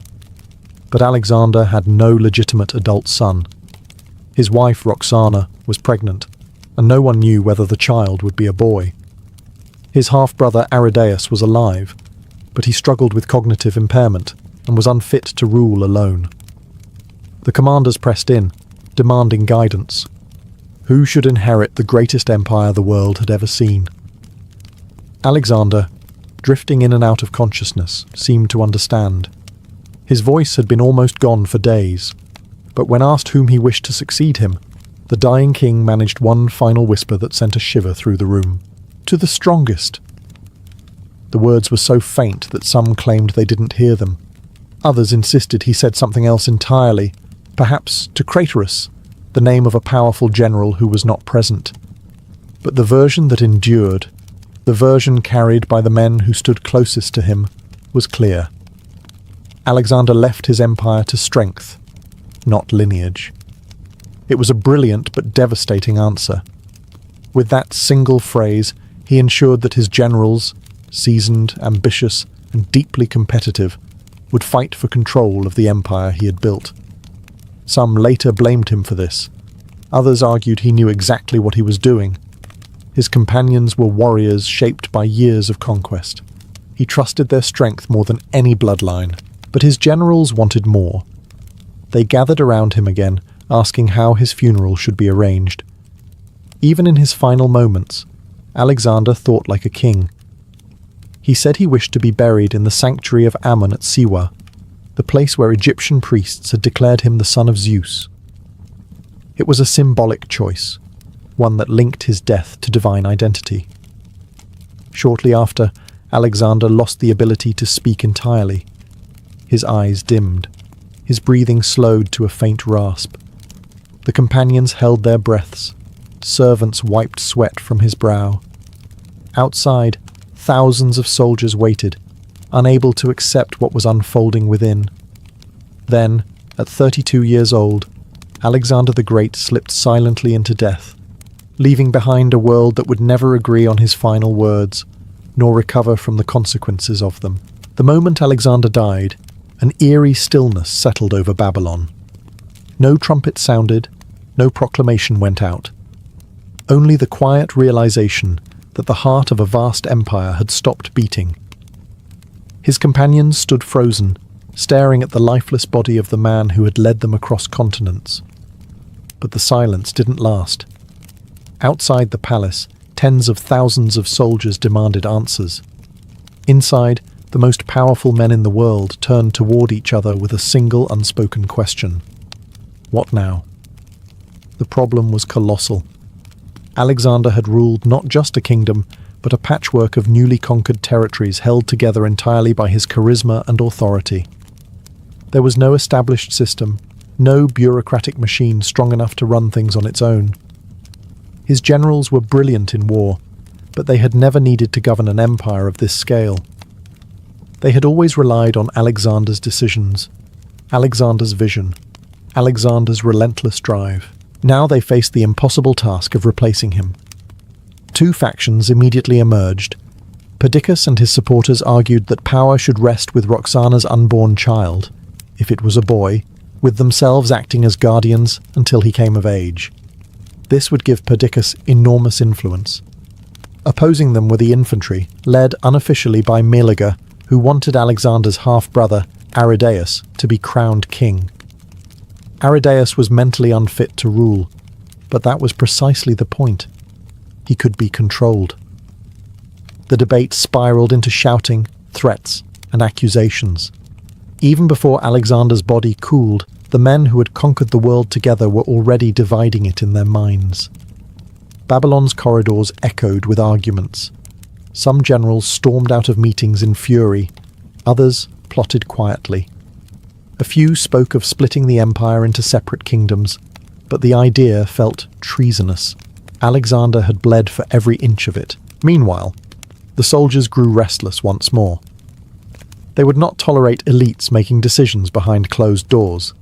They wanted clarity, stability, and pay. Most of all, they wanted reassurance that the empire they had built through blood would not collapse into civil war. For days, negotiations teetered on the edge of violence. No single solution satisfied everyone. But one thing was clear. Without Alexander's voice guiding them, unity was slipping through their fingers. The empire that had once stretched like a golden thread from Greece to India was beginning to fray. Alexander's death had created a vacuum, and nature, politics, and ambition all rushed to fill it. The fragile alliance among Alexander's companions shattered almost immediately. What had once been a unified force of brilliant commanders now splintered into rival factions, each convinced they were the rightful inheritors of the empire. The Greeks later called them the Diadochi, the successors, and their struggle would plunge the ancient world into nearly 4 decades of war. The first spark came in Babylon itself. Perdiccas, appointed regent over both Aridaeus and Roxana's unborn child, believed he held supreme authority. Many officers accepted this, but others bristled under his rising power. Meleager, champion of the infantry, refused to recognize Perdiccas's control. Tensions exploded when Meleager's troops stormed the palace and threatened the Macedonian council, demanding Aridaeus be crowned immediately. A massacre nearly erupted in the corridors where Alexander had lain dying. Perdiccas responded ruthlessly. After carefully regaining control, he arrested and executed Meleager, an unmistakable message to anyone who challenged him. But even this decisive act couldn't stop the growing fractures. Trust was gone, and suspicion now ruled every conversation. The generals who had once ridden together toward the unknown were now circling each other like wolves. In the partition of Babylon, the empire was carved into massive territories. Ptolemy received Egypt, a rich and strategically isolated region he immediately began strengthening. Seleucus gained command of the companion cavalry. Antigonus took Phrygia and the lands of Asia Minor. Lysimachus gained Thrace. Each man accepted his new domain with a polite smile, but behind those smiles lay ambition burning like a fever. Alexander had conquered the world in the name of unity. His successors prepared to tear it apart. Perdiccas, determined to maintain central authority, soon clashed with these rising powers. Ptolemy was the first to defy him openly by hijacking Alexander's funeral procession and taking the king's body to Egypt, a symbolic act meant to legitimize his rule. Perdiccas was enraged, a fury that would ultimately destroy him. But the wars of the Diadochi were not simply political, they were personal. These men had shared tents, battlefields, and dangers for more than a decade. They knew each other's strengths and flaws intimately. Their rivalries grew from old grudges, jealousies, and conflicting visions of Alexander's legacy. Every battle they waged was fueled not just by ambition, but by the desire to be the one who inherited the legend, to be seen as the true continuation of Alexander's greatness. The age of conquest was over. The age of successors had begun. Even in death, Alexander the Great refused to rest quietly. His body became the most contested object in the ancient world, a prize that carried political legitimacy, divine symbolism, and the right to claim his mantle. Whoever possessed Alexander's corpse, many believed, could claim to be his true successor. And so, even his funeral became a battlefield. Alexander had requested to be buried at the sanctuary of Ammon in Siwa, a sacred site in the Egyptian desert where priests had once hailed him as the son of Zeus. But his generals had other plans. Perdiccas, determined to maintain control over the entire empire, ordered the construction of an extravagant funerary carriage to transport Alexander back to Macedon. This massive golden vehicle, shaped like a temple and pulled by 64 mules, was meant to be a rolling monument to the king's greatness, and a symbol of Perdiccas's intent to guard his legacy. But Ptolemy had watched these developments with calculating eyes. As governor of Egypt, he understood the power of possessing Alexander's body. Egypt, with its sacred traditions of kingship, could transform him from mere general into heir of a pharaoh-like ruler. When the funeral procession left Babylon, Ptolemy acted swiftly. His forces intercepted the carriage near Syria and redirected the body to Egypt. It was a masterstroke, bloodless, symbolic, and devastating to Perdiccas. When news reached Babylon, Perdiccas erupted in fury. He accused Ptolemy of treason, blasphemy, and treachery, but the deed was done. Alexander's body now rested in Memphis and later Alexandria, where Ptolemy constructed a magnificent tomb that drew pilgrims, scholars, and rulers from across the Mediterranean. The theft of the corpse changed everything. Perdiccas' authority crumbled. His allies questioned his strength. His enemies celebrated Ptolemy's brilliance. The symbolism was clear. Alexander may have left his empire to the strongest, and Ptolemy had just proven he intended to be exactly that. Soon Perdiccas launched an ill-fated invasion of Egypt, where he met defeat, mutiny, and death, his bid for supremacy crushed by the man who held Alexander's body. For the rest of antiquity, Alexander's tomb remained one of the most revered sites in the world. Julius Caesar, Cleopatra, and Augustus all visited it. Rulers prayed there, seeking a fragment of Alexander's charisma. But over time, the tomb's location disappeared from history, swallowed by shifting sands and urban expansion. Even today, the resting place of the world's greatest conqueror remains one of history's most enduring mysteries, a king without a tomb. Alexander the Great died young, but his legend refused to fade. In the years after his death, his empire shattered into competing kingdoms, his generals betrayed and killed one another, and his family line was wiped out in the ruthless struggles of the Diadochi. Yet none of this diminished the power of his name. If anything, the chaos that followed only amplified the magnitude of what he had achieved. No one else could hold the world together as he had. No one else could command such loyalty, or inspire such fear. As war engulfed the empire he had built, stories about Alexander multiplied. Soldiers who had marched behind him recalled moments of daring and madness. Scholars recorded his campaigns, turning battles into epics. Poets elevated him to the level of myth, comparing him to Achilles, Dionysus, and even gods. Across the Mediterranean, parents told their children tales of the king who rode like a storm across the world, who wept because there were no more lands left to conquer. Even his flaws became part of the legend. His temper, his drinking, his relentless ambition, all were woven into a portrait of a man whose humanity was as colossal as his achievements. Alexander wasn't worshipped as a flawless hero. He was remembered as a force of nature, driven by something beyond ordinary desire, the need to test the limits of what a mortal could accomplish. That intensity made him both admired and feared. Meanwhile, the kingdoms of his successors evolved into powerful states: Ptolemaic Egypt, the Seleucid Empire, Macedon, and others. They built cities, libraries, temples, and trade networks that shaped the ancient world for centuries. Yet each of them, whether openly or subtly, claimed to be the true bearer of Alexander's legacy. His generals fought for his empire, but they also fought for his memory. As if ruling in his shadow gave them legitimacy, over time, Alexander became a universal symbol. Romans studied his tactics. Medieval Europeans called him the perfect king. Islamic scholars admired his curiosity and endurance.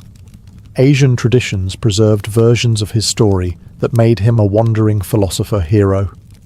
Everywhere his name travelled, it adapted, transforming into something new while retaining its core, the idea of boundless ambition, and that may be his greatest legacy. Alexander's empire did not survive him, but his example did. The belief that one person, through daring and vision, could shape the world. He died in Babylon at 32, but his legend never did. It lives in every tale of conquest, every map of ancient glory, and every dream of achieving the impossible. In the rugged valleys and forested mountains of ancient Illyria, spirituality was not confined to walled temples or marble sanctuaries. It lived in the open air, in the rustling of ancient oaks, in the echo of waterfalls, and in the wind that swept across limestone cliffs. This was a land where nature itself was considered divine, where the border between the human world and the realm of gods and ancestors felt thin enough to touch. And standing at the very centre of that spiritual landscape were the Illyrian priestesses. These women were far more than ritual attendants. They were intermediaries between clans and the unseen forces that shaped their lives. Known for their sharp intuition, deep knowledge of herbs, and uncanny ability to read signs in nature, they served as the spiritual backbone of Illyrian tribes. Their presence was sought in times of war, famine, marriage, childbirth, and negotiation. When leaders wavered or warriors doubted, it was the priestesses who consulted omens and whispered guidance. Sacred groves were their sanctuaries, clusters of ancient trees believed to harbour protective spirits. A grove might consist of towering oaks whose roots curled like serpents through the soil, or mountain pines that groaned in the wind like voices of the ancestors. These spaces were deliberately left untouched by axes. No hunting was allowed within them, no wood taken for fire. Even chieftains approached the groves with humility, removing weapons and speaking in lowered tones. Within these circles of living nature, the priestesses performed rituals that blended song, dance, and offerings of grain, milk, wine, or honey. From a young age, selected girls showed signs of connection. Maybe they dreamed vividly. Maybe animals responded strangely to them. Maybe they wandered into the forest and returned speaking of lights or voices. When elders noticed these traits, the girl would be brought to a senior priestess for evaluation. If accepted, she entered years of training, learning chants, divination techniques, herbal medicine, and the symbolic language of fire, wind, and water. The Illyrians believed women possessed a unique sensitivity to the spirit world. Their intuition, ability to give life, and deep emotional intelligence made them the ideal vessels for divine messages. When a priestess entered a trance, people believed the gods spoke through her. When she raised her hands toward the sky, clans felt protected. When she walked through the sacred grove, even the wind seemed to hush. These women were revered, feared, and depended upon. They were the quiet power behind Illyrian decision-making, the keepers of spiritual balance in a land where nature and divinity were inseparable. Divination lay at the heart of Illyrian priestess traditions. To understand the will of the gods, the priestesses turned not to scrolls or carved inscriptions, but to the living elements of the natural world. The Illyrians believed the universe communicated constantly, in the rustle of leaves, the movement of smoke, the direction of wind, the crackling of fire. The task of the priestess was to listen. Wind was one of the most sacred messengers. In hilltop sanctuaries where the air flowed freely across stone altars, priestesses would stand with their arms open, eyes half closed, waiting for gusts to shift. A sudden change in direction could be interpreted as approval or warning. A warm breeze was seen as ancestral comfort. A cold, sharp wind signaled tension or conflict ahead. Entire clans postponed raids, migrations, or diplomatic meetings, depending on how the wind spoke through the priestess. To outsiders, this might have seemed mysterious, but to Illyrians it was as normal as watching clouds before a storm. Fire was equally essential. Torchlight was used not only in rituals, but in communication with the gods. Priestesses lit sacred fires inside groves, caves, or mountaintop shrines. They observed the flames intently, their height, their colour, the way sparks leapt upward. If the fire hissed or bent sharply in one direction, it was believed a spirit was trying to speak. When the flames burned steadily and cleanly, it meant the offering had been accepted. When they sputtered or dimmed unexpectedly, something in the village needed cleansing or caution. During major ceremonies, the priestess would scatter herbs, juniper, sage, thyme, or wild mountain flowers, into the fire. Each plant produced a different smell and smoke pattern, allowing her to interpret layers of meaning. Smoke drifting toward the east was linked to new beginnings. Smoke swirling downward suggested hidden danger. Villagers watched in breathless silence as the priestess traced shapes in the smoke, murmuring invocations to ancestor spirits. But perhaps the most dramatic ritual involved entering a trance beside a sacred flame. Sitting cross-legged, eyes fixed on the glowing embers, the priestess breathed slowly until her mind slipped into a liminal state. Witnesses reported that her voice would deepen or soften, her gestures becoming fluid and dreamlike. In these moments, people believed she crossed into the world beyond, retrieving messages from deities like Prenda, Vidasus, or the shrouded spirits of the mountains. Illyrian chieftains trusted these visions completely. A priestess's reading could start a war, end a feud, or save a village from famine. Her interpretations carried spiritual authority so respected that few dared to question them. In a land governed by both blade and spirit, she was the voice that guided entire tribes. To the Illyrians, the boundary between the living and the dead was thin, shifting like mist over mountain lakes. The ancestors were not distant memories. They were present forces, guardians who walked alongside their descendants. Every clan believed their strength, luck, and prosperity came from honouring those who had lived before. And the ones responsible for maintaining that sacred relationship were the priestesses, entrusted as keepers of ancestral memory. Their role began with ritual knowledge. Each clan's history was carried not in written records, but in songs, chants, and oral genealogies passed from one priestess to the next. They memorized lineage sequences, stretching back centuries, reciting them during seasonal festivals or before major decisions. By speaking the names of the ancestors aloud, the priestess was believed to awaken them, ensuring their presence in the affairs of the living. This practice strengthened tribal unity. It reminded warriors, farmers, and leaders that they were part of something far older and larger than themselves. Priestesses also oversaw burial rites. Unlike the Greeks or Romans, the Illyrians emphasized earth and stone more than monumental architecture. Bodies were placed in shallow graves or stone cists, surrounded by personal items, weapons, jewelry, drinking vessels, or charms carved from bone. The priestess performed purification rituals involving water and smoke, guiding the soul safely to the realm of the ancestors. Without her blessing, the spirit was believed to wander restlessly, causing illness or misfortune. Ancestral communication was another essential task. Families sought the priestess when drought struck, when livestock fell ill, or when disputes threatened to divide the clan. She entered trance states, often in secluded caves known for their echoes, places where the Illyrians believed voices of the dead whispered naturally. There she asked for clarity. Which ancestor was displeased? What needed to be corrected? Sometimes the answer involved simple offerings of bread or milk. Other times the solution was more complex, ending a feud, repairing a dishonored oath, or restoring land taken unjustly. Seasonal festivals amplified her role. During the winter solstice, when the line between worlds was believed to thin, the priestess led night-long ceremonies with torches and rhythmic chants. The entire tribe participated, invoking ancestral protection for the coming year. She guided them in dances that symbolized renewal, survival, and communal strength. Every movement, every chant reinforced the idea that the ancestors were watching, and that their favor determined the tribe's future.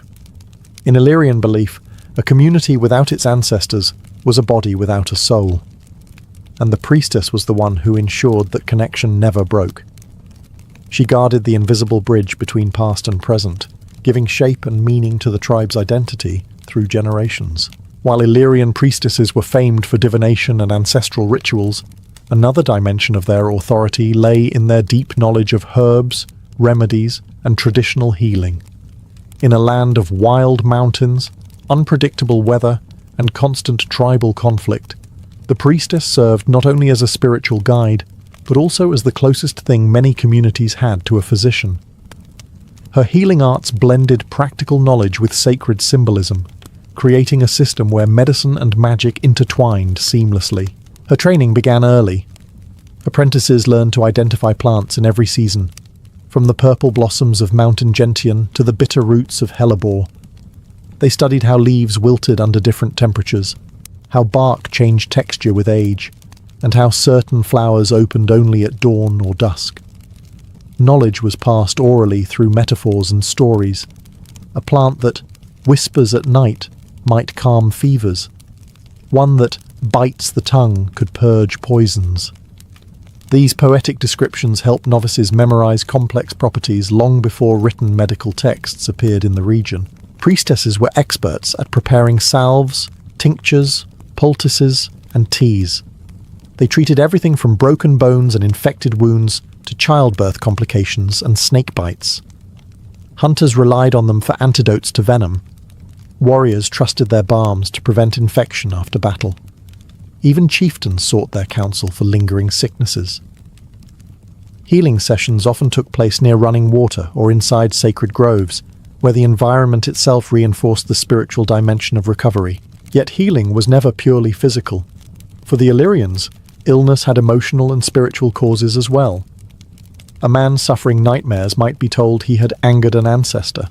A woman with chronic pain might be carrying unspoken resentment or grief. The priestess listened carefully, offering not just herbs but symbolic rituals, burning juniper to cleanse a home, tying protective knots in wool threads, or burying a small offering at the foot of an old oak. These acts restored balance, a key principle in Illyrian belief. Some rites were dramatic. During serious illnesses, the priestess performed night healings, lighting a fire and chanting until the flames rose steady and strong. She placed specific herbs into the fire, interpreting the crackling sounds as signs of progress. Family members watched anxiously as she circled the sick person with smoke, whispering prayers to mountain spirits for strength. When recovery followed, gratitude often transformed into lifelong loyalty. Because of this healing wisdom, priestesses enjoyed immense respect. They carried the trust of mothers, warriors, elders, and children alike. Their remedies traveled across valleys, influencing neighboring tribes. In an age where survival depended on harmony with nature, the priestess stood at the intersection of knowledge and belief, a healer whose touch meant both scientific intuition and spiritual reassurance. In Illyrian society, politics and spirituality were never separate. Chieftains could command warriors, negotiate alliances, and enforce tribal laws, but the priestesses commanded something deeper: legitimacy. Their insight shaped decisions that determined the fate of clans. When tensions rose, when omens darkened, or when blades flashed between rival tribes, leaders turned to the priestess for clarity. She was the voice that translated the will of gods and ancestors into human action. Before any war, her role was essential. Warriors did not march until the priestess performed a pre-battle omen reading. This ritual took place in sacred groves or at mountain shrines where the wind travelled freely. She listened to the rustling leaves, watched the paths of birds, or cast marked bones onto animal skins. If the signs were favourable, she blessed the weapons, dipping blades in consecrated water or brushing them with branches of juniper for protection. But if the omens warned of disaster, even the fiercest war leader hesitated. To march against the priestess's council was to risk divine wrath. Her influence extended beyond battlefields. During negotiations between rival clans, she was often the mediator, or at least the unseen force behind an agreement. In councils held around fire pits, the priestess stood or sat beside the chieftain, offering spiritual interpretation of political choices. She weighed not just practical benefits, but ancestral expectations. Which choice honoured past oaths? Which path risked offending spirits that guarded the land? There were moments when her words changed history. A well-documented Illyrian tradition tells of priestesses who halted raids by declaring certain days or seasons taboo for violence, holy periods when the earth needed rest and bloodshed was forbidden. Even hardened warriors obeyed. The taboo was too sacred to violate. In these pauses, clans forged temporary alliances, held feasts, or resolved grievances. But priestesses also acted as protectors of peace within the tribe. If tensions simmered between families, she called both sides to a cleansing ritual. Fires were lit, bitter herbs were burned to clear resentment, and symbolic knots were tied and untied to represent the loosening of conflict. Such acts prevented feuds from erupting into long-lasting vendettas. During times of famine, plague, or natural disaster, the priestess became the community's anchor. She interpreted what offerings were needed to restore balance, whether it required food offerings, communal fasting, or rites honouring neglected ancestors. Her guidance gave people hope when the world felt unstable. Her influence was so profound that Illyrian warriors often said, "A tribe marches under its chieftain, but survives under its priestess." In Illyrian spiritual tradition, priestesses were not merely chosen, they were transformed. Becoming a priestess required undergoing a series of powerful initiation rituals that reshaped identity, sharpened intuition, and connected the initiate to the world of spirits. These ceremonies were designed to test courage, discipline, and sensitivity to the unseen. Through them, a girl stepped out of ordinary life and entered the sacred path, reborn as a vessel of divine knowledge. Initiation often began at night, under the glow of the moon. The moon was considered a symbol of feminine power and spiritual clarity. Senior priestesses led the initiate into a clearing within a sacred grove, where only the crackling of a small fire broke the silence. The initiate wore simple garments woven from undyed wool, representing purity, humility, and readiness. Around her neck hung a charm carved from bone or stone, a protective amulet that bound her to the ancestor spirits. The first phase was the trial of silence. For a full day and night, the initiate remained in complete quiet, listening to the forest. The Illyrians believed that true spiritual attunement began when a person learned to hear more than human voices.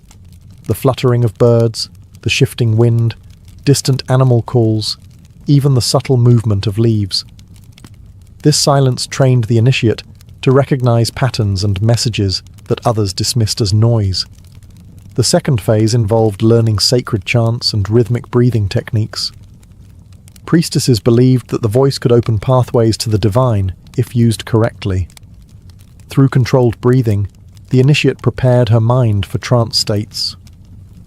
Chants were passed from elder to novice like torches, ancient, unbroken, and carried with reverence. The final and most fearsome phase was the descent into trance. Under close supervision, the initiate sat before a sacred flame, inhaling the aromatic smoke of juniper, thyme, and mugwort. These herbs were known to induce clarity and heighten perception. As the heat washed over her and the chants rose, the initiate entered a trance meant to reveal her spiritual potential. Some described visions of ancestors or luminous figures. Others felt themselves drifting through forests or mountains. These visions were interpreted by senior priestesses, who decided whether the initiate possessed the depth required for priestly duties. If she succeeded, she received ceremonial markings, often a spiral or wave-like symbol painted on her arms or forehead using ash and herbal paste. These marks declared her rebirth, her connection to the sacred, and her readiness to serve. Initiation was not just a rite of passage, it was a metamorphosis, forging women capable of guiding clans through hardship, interpreting the unseen, and carrying the spiritual legacy of the Illyrians into every generation. Across the Illyrian homeland, certain landscapes were believed to pulse with spiritual power, places where the earth felt alive, where the veil between the mortal world and the divine was thin enough for messages to slip through. These were the sacred groves, caves, springs, and mountaintops guarded by priestesses, protected by strict laws, and feared by those who understood the consequences of trespassing. These spaces were the heart of Illyrian ritual and identity. The most revered among them were the sacred groves. These were not gardens or cultivated spaces, but wild clusters of ancient trees, usually oaks, beeches, or pines.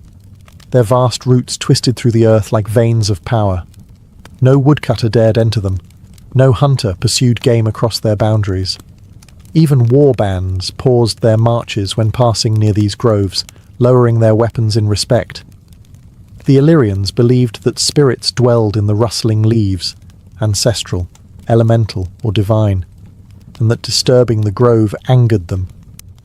Priestesses ensured these spaces remained untouched, conducting purification rituals whenever outsiders came too close. Another important sacred space was the cave. Illyrian priestesses often travelled into deep caverns to perform rites, especially when seeking visions or communicating with ancestors. Caves echoed with eerie clarity, making whispered chants multiply into haunting, layered harmonies. To the Illyrians, this was not mere acoustics. It was the voices of spirits answering back. Within these caverns, priestesses lit small fires or torches, watching the shadows flicker along the walls. The movement of those shadows, like smoke or wind, became part of their divination methods. Flowing water also held great spiritual significance. Springs and mountain streams were believed to be gateways to healing spirits. Many rituals involving illness or purification took place beside these waters. Priestesses washed ceremonial objects, cleansed participants, and interpreted the patterns of floating leaves or ripples. Some springs were so sacred that warriors refused to drink from them without a priestess's blessing. But not every sacred space was open to all. Forbidden zones existed, secluded shrines deep within forests or high on cliffs that only priestesses could enter. These places housed ancestral relics, symbolic stones, or ritual altars. Violating these boundaries was considered one of the gravest offences. Legends told of hunters who crossed into forbidden spaces and returned home cursed with misfortune, plagued by nightmares, or struck with sudden sickness. Whether superstition or reality, these stories kept the spaces safe. These sacred landscapes formed the spiritual map of Illyrian life. They shaped rituals, guided migrations, and offered a constant reminder that nature inhabited the same spiritual hierarchy as gods and ancestors. And it was the priestesses who navigated these realms, ensuring that every tribe remained in harmony with the forces that watched over them. Every Illyrian priestess carried with her a collection of sacred objects, items believed to hold protective power, ancestral memory, or divine energy. These talismans were not decorative. They were tools, companions, and in many cases, extensions of the priestess's authority. Each object had its own history and purpose, crafted through ritual and maintained through constant spiritual care. Together, they reflected the deeply symbolic worldview of Illyrian society. One of the most important items was the spirit knot, a woven cord made of wool or flax, often dyed in earthy tones. Priestesses used these cords during rituals involving fate, oaths, or emotional healing. By tying or untying knots in specific patterns, they symbolically bound or released energies, emotions, or ancestral obligations. A tightly knotted cord could represent protection, while a cord slowly unwrapped signified the softening of conflict. People often kept these knots as charms, believing they carried the priestess's blessing. Another essential object was the herbal satchel, a small leather pouch filled with dried plants, roots, and powders. Each herb had meaning. Juniper symbolized purification, thyme represented clarity, mugwort invoked visionary dreams, and yarrow protected warriors in battle. Before rituals, the priestess might pinch a small mixture from her pouch and cast it into a fire, letting the rising smoke carry prayers to the spirits. A single plant, chosen carefully, could alter the meaning of the ceremony. The bone talisman held deeper ancestral significance. Typically shaped from deer, wolf, or boar bone, these charms were carved with spirals, sun symbols, waves, or geometric patterns. Spirals symbolized the cycle of life and rebirth. Waves represented communication with other realms. Triangles invoked female energy and divine insight. These bone pieces were passed down from priestess to priestess, accumulating power through generations. Some were said to contain the essence of the first priestesses who had lived centuries earlier. Priestesses also used sacred bowls, often carved from stone or shaped from clay. These bowls held water during purification ceremonies, or glowed with burning embers during trance work. The patterns painted on them, zigzags, circles, or animal motifs, enhanced their symbolic potency. When a priestess circled a bowl around a sick person, water rippling in the firelight, the tribe believed the bowl itself whispered guidance from the spirits. Feathers, too, played an important role. Eagle feathers symbolized courage. Owl feathers represented wisdom and the night. Raven feathers were tied to messages from the ancestors. Worn in the hair, or tucked into belts, these feathers signaled a priestess's current spiritual task. These objects were never random trinkets. They were conduits connecting earth, sky, and spirit. When a priestess stepped into ritual space adorned with these sacred tools, she wasn't just a woman. She was the living bridge between the Illyrians and the invisible world guiding them. When the classical world collided with Illyria, through Greek colonists, Macedonian kings, and eventually Roman expansion, much of Illyrian culture changed forever. Yet the memory of the priestesses remained embedded in the mountains, stories, and traditions of the land. Their influence did not vanish. It transformed, echoing through centuries like a quiet heartbeat beneath layers of new beliefs. The legacy of the Illyrian priestesses became a hidden thread running through Balkan folklore, spirituality, and cultural identity. As Roman rule tightened across the region, sacred groves were cleared or repurposed, ancestral altars dismantled, and tribal political structures replaced by foreign administration.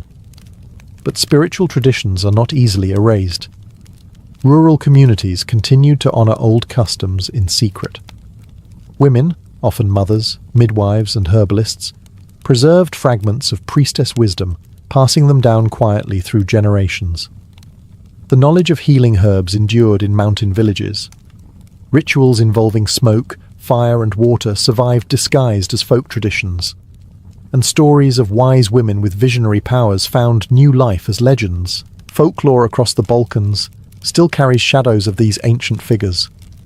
Tales of women who interpret the wind, who speak to ancestors in dreams, or who can calm storms with chants, hint at the priestesses who once held formal authority. Even the concept of zanas, or mountain nymphs in later mythology, may preserve the memory of priestesses who lived close to sacred landscapes and wielded supernatural influence. These echoes remind us that powerful women once shaped the spiritual and political life of Illyrian tribes. The priestess traditions also left an imprint on cultural identity. Their rituals emphasized harmony between humans and nature, a relationship still seen in rural communities where trees, springs, and mountains are treated with quiet reverence. The belief that certain places hold unique spiritual energy persists, as does the idea that ancestors remain present, offering protection and guidance. These values survived foreign conquest, religious shifts, and centuries of change. Modern archaeology has begun revealing physical traces of these traditions: carved bone talismans, cave altars blackened with ancient smoke, and jewelry believed to belong to ritual specialists. These findings validate the stories passed down orally, proof that Illyrian priestesses once existed not only in myth, but in daily life. Their true legacy, however, lies in the enduring respect for intuitive wisdom, healing knowledge, and the sacred power of women. The priestesses of Illyria may no longer stand in groves or chant beside sacred fires, but their spirit lives on in the cultural memory of the region. In every story of a wise woman, in every ceremony honoring ancestors, and in every mountain spring thought to hold protective power, a fragment of the old priestesses still speaks, reminding us of a world where women guided tribes not through force, but through insight, tradition, and the voice of the divine carried on wind and flame.